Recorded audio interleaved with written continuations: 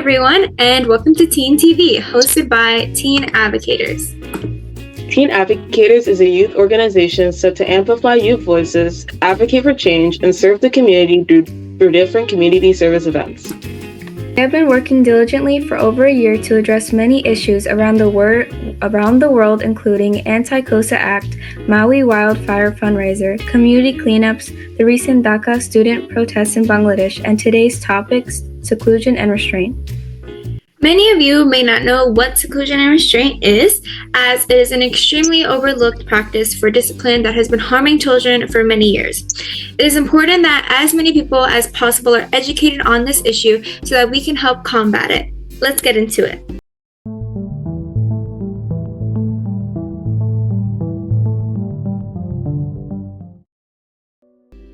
Seclusion and restraint is a practice used in schools and psychiatric facilities that permits staff to constrain a child's limbs and ostracize them from their peers in a separate room for acting out or creating a disturbance. These kids solemnly do act out, though, at least not to the point where they need to be restrained. Seclusion and restraint is supposed to be a practice used as a last resort in a case where a kid is seriously harming themselves or others and cannot be stopped in any other way. But most of the time, staff just use the practice as a punishment for any bad behavior from a child. What makes it worse is that the majority of these children have disabilities or are simply too young to know better. 80% of kids who become victims of this practice are mentally disabled. Imagine a child who does not have the ability to fully control their actions, being physically and mentally abused, restrained by adults with tools like handcuffs, and locked in a room. For some context, in many cases, when a student is behaving oddly or badly, staff members or immediately, or as a second option to last, resort to seclusion and restraint. The kids are restrained by another adult or using handcuffs, ropes, etc. They are also put in rooms called seclusion rooms usually without windows and completely quiet. Children are often stuck in these rooms in physical restraints for hours on end. This method usually causes injuries such as bruises, broken bones, loss of breathing, cardiac issues, and much more for a child. Many reports have shown that kids have been slapped, kicked, and endured a lot of other forms of abuse during this practice. Many have also suffered severe injuries which land them in the hospital in critical condition. Furthermore, unfortunately, some victims have ultimately passed away from this practice as a result of asphyxiation or cardiac arrest following the incident. Schools and facilities have only been reprimanded for their actions after multiple incidents of the practice, and only when a victim has been severely injured or died. That being said, it is unacceptable that these places are being allowed to use this practice to physically, mentally, and emotionally harm children. Kids who experience this practice suffer from mental issues as a result of it, including trauma, PTSD, fear, suicidal thoughts, and more. These issues are very prevalent in mentally disabled students, as they receive this practice more often, as teachers or other mentors have less patience for them, since they might not be able to control their behaviors as these adults expect them to. The reason you probably don't know about this practice is because most facilities don't report every time they use this practice. With the use of this practice being 50% higher in most recent years, only a small percentage of practices are reported, causing many casualties to be overlooked and victim stories to be disregarded. As of now, there is no ban on the practice of seclusion and restraint in any state in the United States. There has been a bill that was in progress but was eventually denied that prohibited this practice. The only bans that have been made are in individual facilities who choose to ban it. Mind you, there aren't that many that actually ban the use of this practice. So we compiled a few stories from victims to truly shine light on the horrid conditions that occur during this practice. This way, we can raise more awareness on the issue and make progress in this practice getting banned once and for all.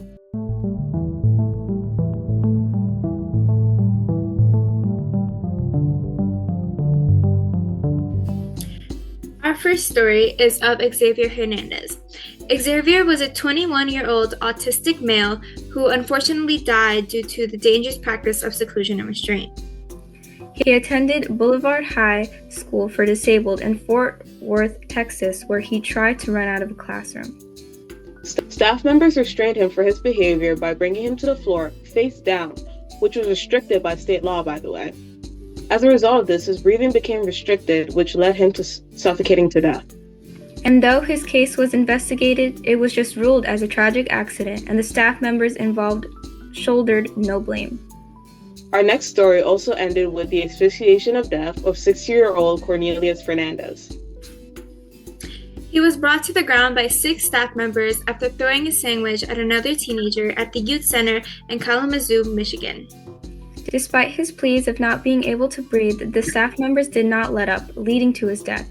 Practices of restraint were supposed to be forbidden in the facility, but still wrongfully occurred.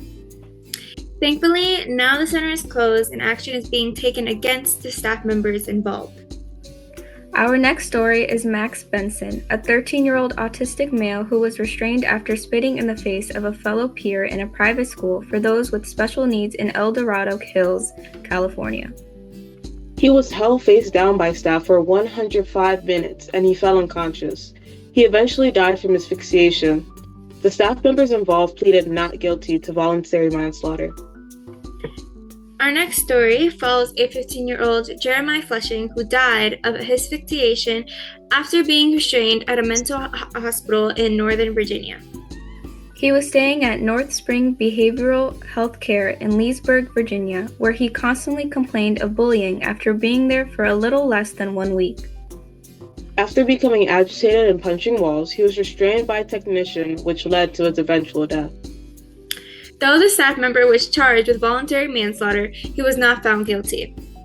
Last but not least, the story of David Hess, a 17-year-old who attended Worcester Academy School for students with emotional, behavioral, or academic challenges.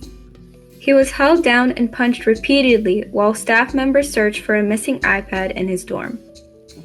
Despite constantly saying he couldn't breathe, they continued to restrain him, leading to a loss of consciousness. The staff members, who were not prepared to administer CPR, did little to nothing to help him, which led to his eventual death. Eventually, the school closed after a history of undocumented abuse was discovered and Hess's family sued the school. I would like to remind you all that in these stories, the setting in which these kids were in were facilities that specialize in creating a safe environment for the child, whether it be a specialized disability center or a school or a youth center. All of these places, parents send their kids there because they put their trust in the staff there to take care and prioritize the well-being of their child. Most of these staff aren't even skilled in CPR or in any life-saving skills that could have helped these kids when they were near death. These kids do not deserve the horrors they went through, and for the kids to have their last breath be taken by a staff member that they were meant to trust just goes to show the true harm of seclusion and restraint. There are at least 85 victim stories that have on record, and more we have yet to discover. Many of these children have died without proper justice for their life being taken away. As we mentioned, parents put their trust in staff to take care of their children. So why do staff just throw away that trust and put kids' lives in danger? It's mostly because it's normalized in schools and taught by administrators to be used as a punishment tactic.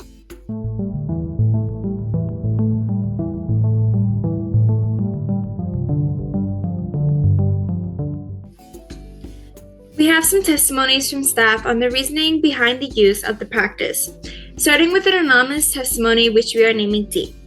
D states that they receive training for seclusion and restraint where they work. However, they explained that they never really felt truly comfortable or prepared to perform the practice on anybody. They didn't want to use the restraint and cross a child's physical boundary, stating that it's so strange how normalized it is to impose such a practice on a child's body. Another experience from a social and emotional learning specialist named Ben Travis says that the training he receives makes the practice seem harmless and clear-cut, but in reality, it is so much worse. The training staff receive is sugar-coated and doesn't consider the harm it can actually inflict on the student. He acknowledges that he feels uncomfortable knowing that if he does seclude and restrain a student, it could lead to lasting physical and psychological effects, and he could create trauma for them, which is something he's not sure he can live with. This is not the case for everyone, though, as many staff members in facilities do think that seclusion and restraint is a useful and effective tactic. One staff from a specific facility were asked how they felt about seclusion and restraint. They all agreed that the practice helps patients calm down and helps control the patient's emotions. They believe that frightening the patient and secluding them leads them to behave better as a result. In their eyes, this practice is the best way to deal with disabled patients. However, the only reason why patients tend to act towards the staff's liking is because of fear-mongering. They're too scared and don't want to be put through that drama again, so of course they will act how the staff want them to. Instead of helping the patient learn why their behavior is wrong and emotionally guide them to a better state, these staff place fear and trauma into the patient's head to get them to do their bidding. Additionally, the staff can get away with this because another testimony from an anonymous person who we are calling A states that he and his colleagues don't report every time they use this tactic unless under special circumstances, which to them is when the door to the seclusion room is locked. This allows the staff to get away with harming students without anyone knowing. While it is true that students have to report to parents of the child every time they use seclusion and restraint, schools have failed to do so. Parents with students in Washington State school districts stated that they have rarely ever been informed when this practice happens to their child. Some schools have tried to work towards alternatives to seclusion and restraint, with David Roy, a dean at a public charter, stating that staff should try to de-escalate the situation and calmly calm the child down, as seclusion and restraint will only escalate the situation more and will cause more harm to them. Whether or not facilities take this advice into account is why we are here today, so let's make progress into banning this practice.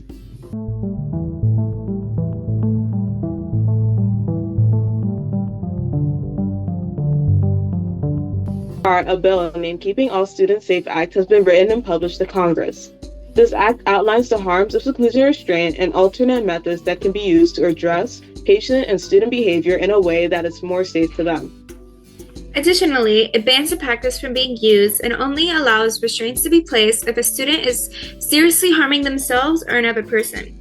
It also places rights for the students and their families against unjust practices and guidelines for staff.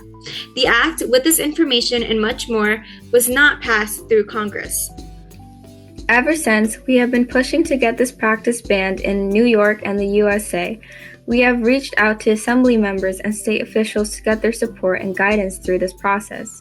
We also are in the process of partnering with multiple disability rights organizations, anti-S&R organizations, and youth-led organizations.